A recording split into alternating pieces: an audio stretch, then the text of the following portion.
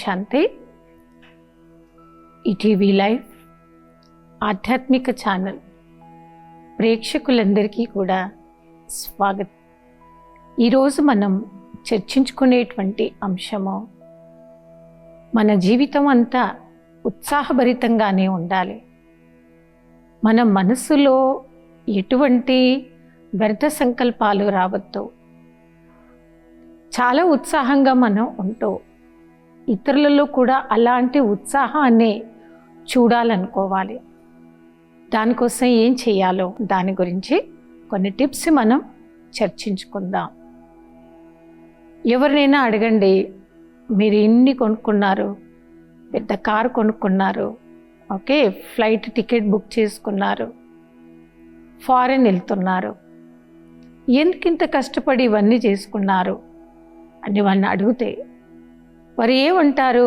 Family మెంబర్స్తో కలిసి 4 రోజులు నేను సంతోషంగా ఉత్సాహంగా ఉండాలనుకుంటున్నాను అని అనేస్తూ ఉంటారు. కొందరు అంటారు, ఉన్న హైదరాబాద్ నుండి విదేశాలకి వెళ్ళాను 4 రోజుల కోసం. ఆ 4 రోజులు విదేశానికి ఉత్సాహంగా ఉండడానికి 4 లక్షలైనా ఖర్చు చేయడానికి చాలామంది సిద్ధపడుతూ ఉంటారు. అంటే ఒక రకంగా చూస్తే ఆ ఉత్సాహాన్ని అన్ని లక్షలు పెట్టి కొనుక్కుంటున్నారు, అవునా? అదే ఉత్సాహంలో మనం ఉన్న చోట్ల కూడా ఉండొచ్చు. దానికోసం మనం ప్లేస్ మార్చాల్సిన అవసరం లేదండి. చాలా దూరం మనం ప్రయాణాలకు కూడా అవసరం లేదు. మీరు ఆలోచిస్తున్నటువంటి విధానాన్ని పాజిటివ్గా మార్చుకోగలగాలి. అది సాధ్యమవుతుంది. మరి ఏ వ్యక్తి అయితే వారి జీవితంలో ఎలాంటి దుఃఖం అశాంతి ఉండకూడదు అనుకుంటారో వారు ఎప్పుడు కూడా ప్రశాంతంగానే ఉంటారు. అన్నిటికంటే పెద్ద ఆర్ట్, అన్నిటికంటే పెద్ద సంపద మానవుడు తన జీవితంలో ఉత్సాహంగా బ్రతకడం. ఎవరినైనా అడగండి, మీరు ఏం సంపాదించారు జీవితంలో అంటే ఆ వ్యక్తి ఈ మాట చెప్పగలగాలి. ఏది ఉన్నా పోయినా, ఏది వచ్చినా రాకపోయినా, ఎవరు ఉన్నా లేకున్నా నేను చాలా హాయిగా ఉన్నాను, తృప్తిగా ఉన్నాను అని ఆ వ్యక్తి సమాధానం ఇచ్చాడు అంటే ఆ వ్యక్తి తన జీవితంలో చాలా గొప్ప సంపద సంపాదించేశాడు అని అర్థం అన్నమాట. ముందుగా పాస్ట్ టెన్స్ని, పాస్ట్లో జరిగినటువంటి బ్యాడ్ ఇన్సిడెంట్స్, ఏదో అనుకోకుండా మిస్అండర్స్టాండింగ్స్ మనకి, ఎదుటి వ్యక్తికి, ఆ వ్యక్తికి మనకి క్రాషెస్ వస్తున్నాయనుకోండి. చాలామంది ఏం చేస్తారు, క్రాషెస్ వస్తే ఆ వ్యక్తితోనే రిలేషన్ని టోటల్గా కట్ చేసుకొని పరిగెత్తడు, మీరు ది బెస్ట్ అనుకుంటారు. ఆ వ్యక్తితో పర్మనెంట్గా రిలేషన్ కట్ చేసుకున్నా దూరం కూర్చున్నారు, మీకు ఏ పని లేదు, సంబంధం లేదు. అయినప్పటికీ మనసులో కూడా మనం నెగిటివ్ థింక్ చేస్తున్నాం, మనసులో కూడా ఆ వ్యక్తి గురించి కీడు తలుచుకుంటున్నాం, చెడు జరగాలి అని ఆలోచిస్తున్నాము. మన యొక్క సంకల్పాలు, మన యొక్క వైబ్రేషన్స్, ఏ వ్యక్తి గురించి మనం ఇక్కడ కూర్చున్న చోటు నెగిటివ్ థింక్ చేస్తున్నామో ఈ యొక్క వైబ్రేషన్ సేమ్ ఆ ప్లేస్లో ఉన్న వ్యక్తి కూడా మీలాగే నెగిటివ్గా ఉంటే మీకు వద్దన్న సంకల్పాలలో క్రాషెస్ అనేది వైబ్రేషన్స్లో పెరుగుతూనే ఉంటాయి, కట్ అవుతూ ఉంటుంది. మళ్ళీ అనుకుంటాము, నా చోట్ల నేను హాయిగా ఉన్నాను, ఫలానా వ్యక్తి ఫలానా చోట్ల హాయిగా ఉన్నాడు, ఇప్పుడు ప్రాబ్లం ఏమవుతుంది? ప్రాబ్లం ఏమవుతుంది అర్థమైందా? ఎక్కడో ఉన్న ఆ వ్యక్తి గురించి ఇక్కడ మీరు కూర్చున్న చోటు తప్పు కోరుకుంటున్నారు, తప్పు ఆలోచిస్తున్నారు. ఈ చిన్న విషయాన్ని మనం సరి చేసుకోగలిగితే మన మనసు చాలా ఉత్సాహంగా ఉంటుంది. ఓకే, మనం ఒకే ఒక్క సిద్ధాంతాన్ని గుర్తుంచుకుందాము.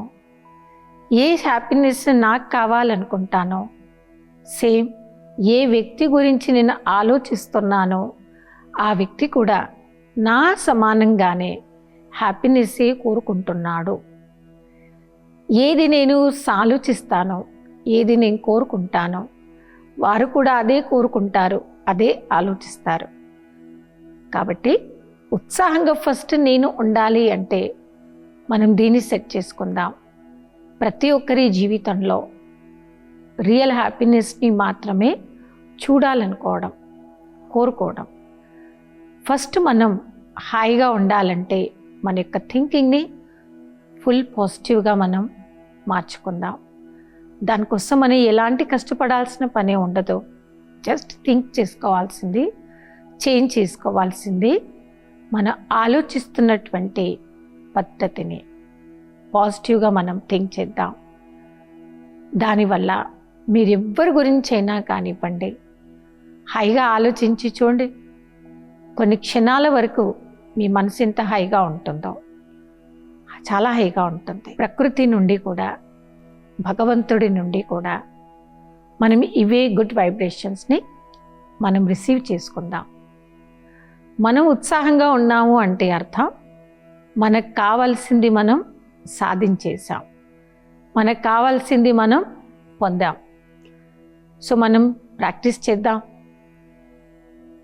ఏది ఎక్కడున్నా, ఎవరు ఎలా ఉన్నా మనం బరువెక్కకూడదండి. ఓవర్గా థింక్ చేసేటువంటి వారి మనస్సు చాలా బరువెక్కుతుంది, చాలా బరువెక్కుతుంది.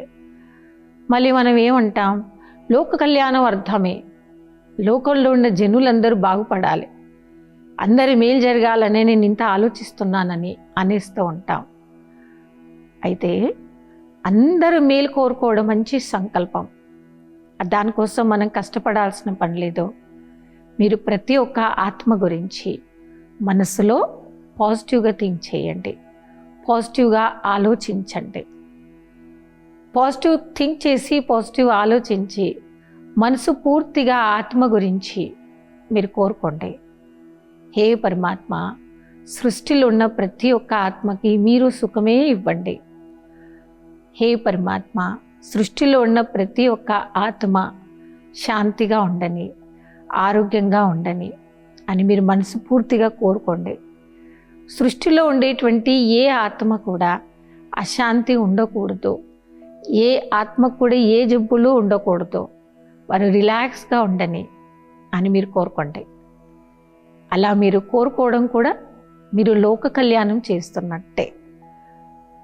అలా 5 to 10 minutes ఇలాంటి ఎక్సర్సైజ్ చేసి చూడండి. ఎప్పుడైతే మీకు మనసు ఎక్కువ భారీగా అనిపిస్తుందో, లైఫ్లో మీకు చాలా చిరాకుగా ఉందో, మీకు ఒంటరితనం యొక్క ఫీలింగ్ వస్తుందో, ఏంటి జీవితం అనేటువంటి క్వశ్చన్స్ కొందరికి చాలా వస్తుంటాయి మైండ్లో. ఇంత కష్టపడుతున్నాను, ఇంత చేస్తున్నాను, ఏంటి నా లైఫ్ అనేటువంటి అనేక వ్యర్థ సంకల్పాలు వచ్చేటువంటి మనుషులకు ఈ ఎక్సర్సైజ్ చాలా ఉపయోగపడుతుందండి. మరి ఈ ఎక్సర్సైజ్ మనం ఎంత ఎక్కువ చేస్తామో అంత ఉత్సాహభరితమైనటువంటి వైబ్రేషన్స్ రిటర్న్లో మనకు వస్తాయి. ఎందుకు, ఇక్కడ నుండి నేనేం పంపాను, పాజిటివ్ వైబ్రేషన్స్. ఇక్కడ నుండి నేను ఎంత ఎక్కువ పాజిటివ్ వైబ్రేషన్స్ సృష్టికి పంపుతానో, ప్రకృతికి పంపుతానో, మిత్రు శత్రులకు పంపుతానో పాజిటివ్ వైబ్రేషన్స్, సేమ్ అక్కడ ఉండేటువంటి ఆ వ్యక్తి కూడా మీ గురించి పాజిటివ్ వైబ్రేషన్సే పంపుతారు. మీరు దాన్ని రిసీవ్ చేసుకోండి.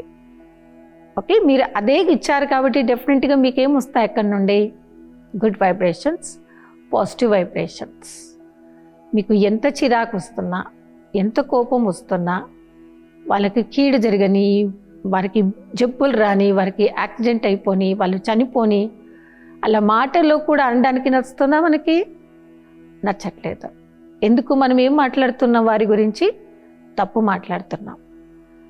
మరి తప్పు మాట్లాడడం కూడా ఎంత తప్పు, తప్పు ఆలోచించడం కూడా అంతే తప్పు కదండి. ఈ యొక్క ఎక్సర్సైజ్ ఎంత ఎక్కువ మనం చేయగలుగుతామో అంత మనం ఉత్సాహభరితమైనటువంటి జీవితంలో జీవించగలుగుతాము. తర్వాత మనం చేయాల్సింది మన యొక్క దృష్టి, మన యొక్క దృష్టికోణం ఎలా ఉండాలి. ఈ భూమి మీద ఉండేటువంటి ప్రతి ఒక్క ఆత్మ పరమాత్మని యొక్క సంతానమే. ప్రతి ఒక్క ఆత్మకి శాంతిదాత అయినటువంటి ఈశ్వరుడి నుండి శాంతి శక్తిని తీసుకునేటువంటి రైట్స్ ఉన్నాయి, అధికారం ఉంది. కాబట్టి మనం ప్రతి ఒక్కరిని కూడా గొప్ప దృష్టితో చూడగలిగేటువంటి ప్రాక్టీస్ ముందు మనకి రావాలి. దానికోసం మనం అభ్యాసం చేద్దాము. నేను ఒక బ్యూటిఫుల్ యాక్టర్, మెరుస్తున్నటువంటి ఒక అద్భుతమైనటువంటి నక్షత్రాన్ని.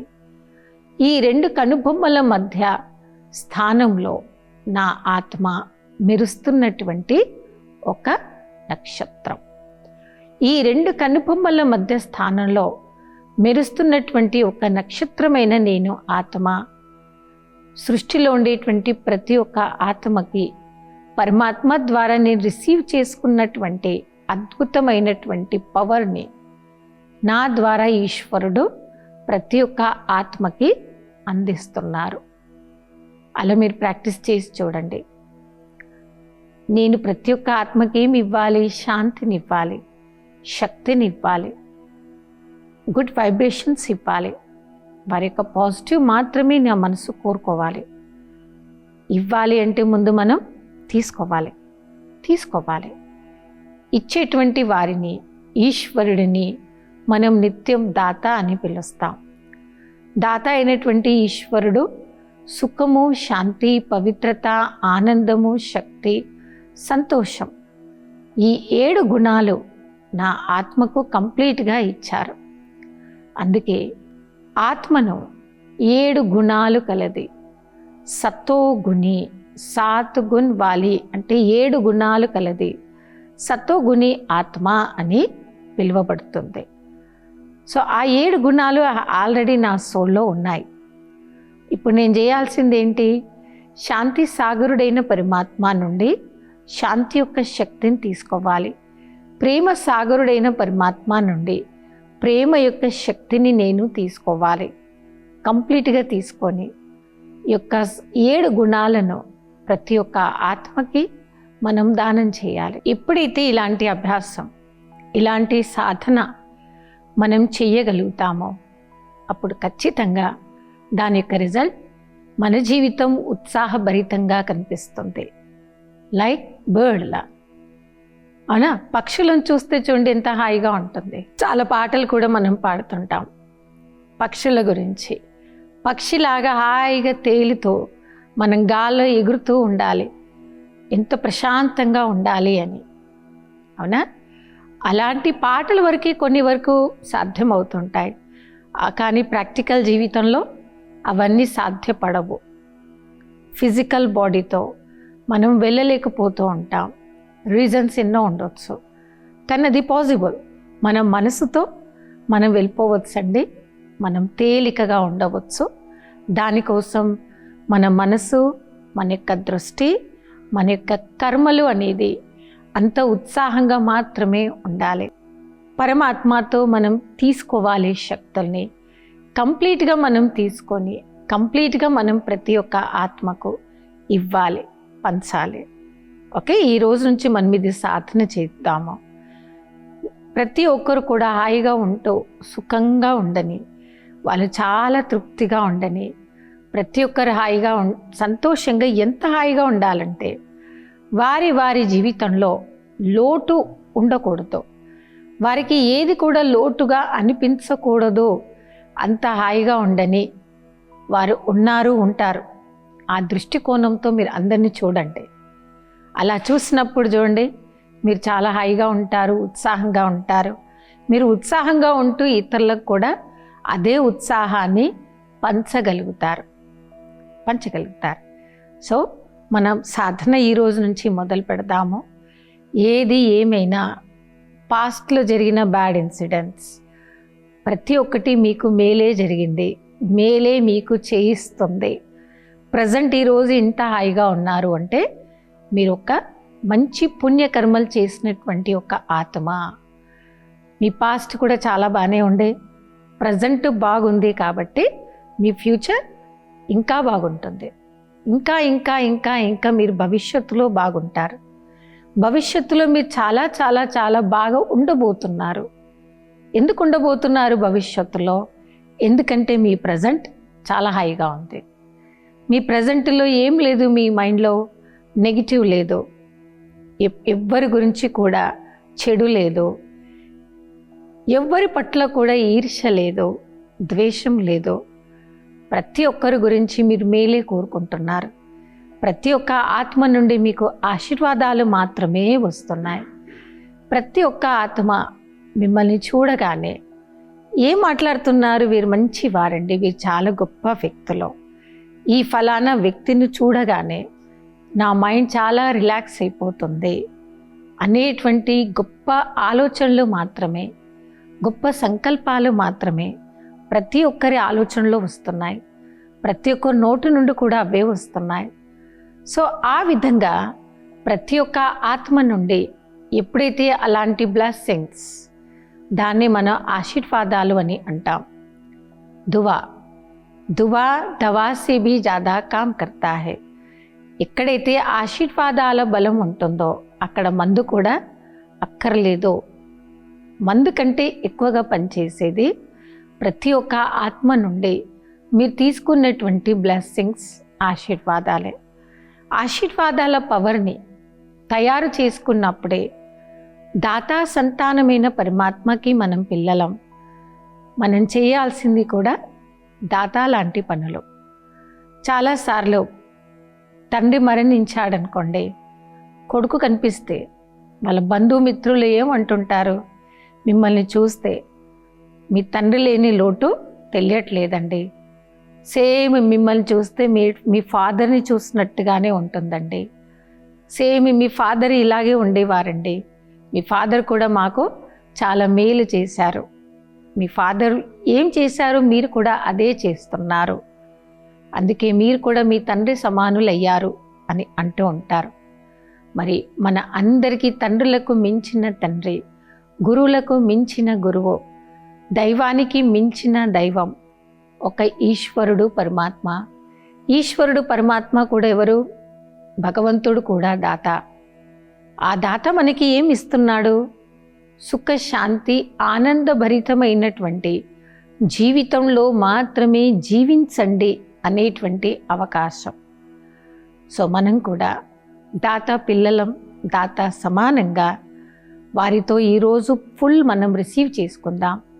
రిసీవ్ చేసుకొని ప్రతి ఒక్కరికి పంచుతూ ఉందాం. అప్పుడు మన జీవితం కూడా నిండుగా ఉంటుంది, తృప్తికరంగా ఉంటుంది, ఉత్సాహభరితంగా ఉంటుంది. సో ఈరోజు ఎపిసోడ్లో నిత్యం ఉత్సాహభరితంగా మాత్రమే మనం ఉండగలగాలి. దానికోసం ఏం చేయాలి? ఫస్ట్ ఆఫ్ ఆల్, పాస్ట్ జరిగినటువంటి బ్యాడ్ ఇన్సిడెంట్స్, అది నిన్న రాత్రి వరకే జరిగినా సరే, ఈరోజు ఎర్లీ మార్నింగ్ ఫ్రెష్ మూడ్తో నిద్రలేవ్వండి. ఎలా నిద్రలేవ్వాలంటే, మీకు గుర్తు చేయించినా కానీ గుర్తు రాకూడదు. పాస్ట్ టెన్స్లో ఏది గుర్తు రావద్దు? నాకు నెగిటివ్ గుర్తు రావద్దు, బరువు పెంచేటువంటి గుర్తు రాకూడదు. అలా మనం డే స్టార్ట్ చేద్దాం అనేటువంటి విషయం గురించి ఈరోజు ఎపిసోడ్లో మనం చర్చించుకున్నాం. అలా ఉత్సాహభరితంగా మనం ఉన్నప్పుడే మన భవిష్యత్తు చాలా గొప్పగా ఉంటుంది. ఉత్సాహభరితమైనటువంటి జీవితంలో జీవించాలి ఎలా అనే అంశం గురించి చాలా విషయాలు మనం చర్చించుకున్నాం. రాబోయే ఎపిసోడ్లో మరికొత్త విషయాలతో, మరికొత్త అంశంతో కలుద్దాం. అప్పటి వరకే ఓం శాంతి.